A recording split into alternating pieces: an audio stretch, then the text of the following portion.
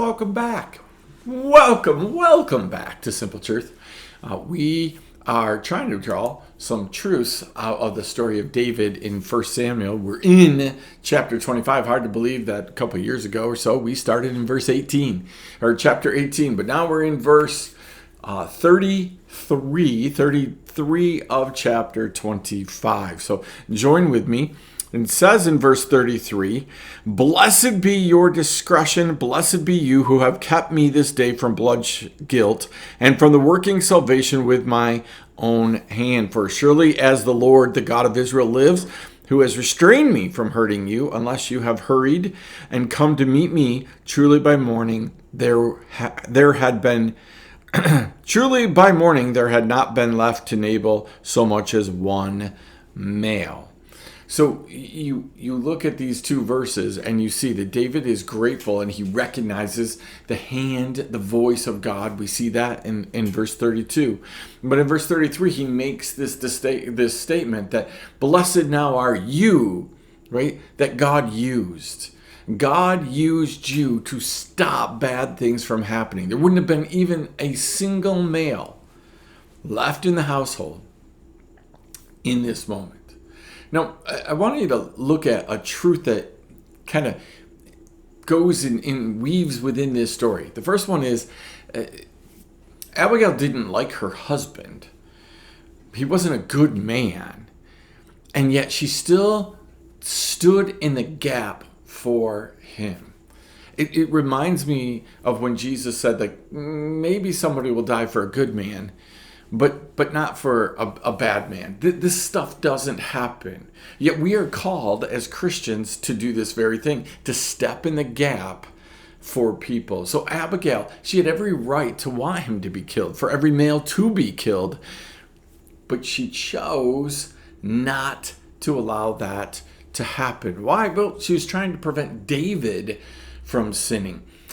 Galatians 6 tells us in verse 1, be careful how you restore people, lest you sin as well. Abigail understood that principle.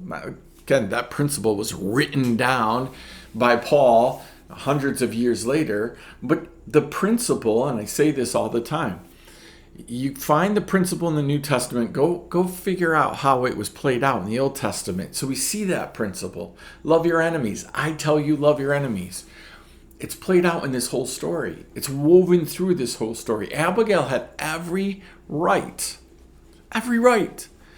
to allow her husband the death sentence that he deserved. She could have sat back and said, okay, nope, he deserves this.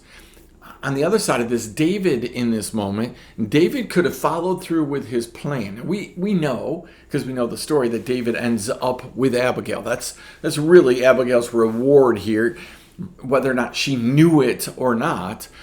And so David could have bypassed a part of this story, and he could have killed Nabal and all of the men and just taken Abigail.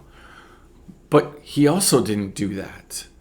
There's a lot of times when that which we want is sitting there, it's waiting for us, it's in the palm of our hand, and God says, are you going to make this happen yourself, or are you going to allow my purpose and my plan to bring things forth?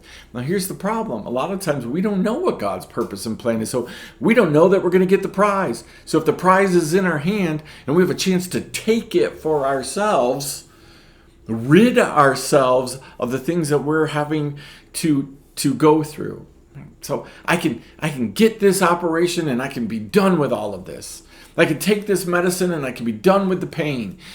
But we don't always know what the cost is on the other side. And it's the same thing with the promises of God. We can get the promise. God promised me I'm going to be wealthy. Use this example last night in my Bible study.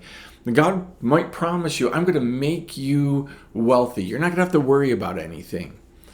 That doesn't give you the right to go out, rob a bank, and make it happen. Oh, God said I'm going to be wealthy, so I can do it any way I want. No, that's not how it works. And so David recognizes the hand of God. He recognizes the servant.